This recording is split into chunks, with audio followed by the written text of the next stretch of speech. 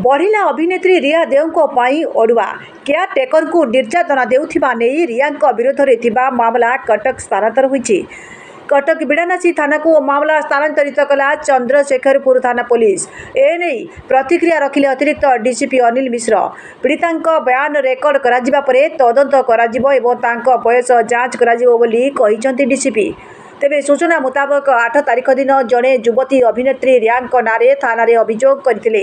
रिया एवं तांको स्वामी निर्यातना देउथिबा अभियोग करथिले संपृक्त युवती जनक केयरटेकर भाव में 1.5 वर्ष हेबो काम करुथिले।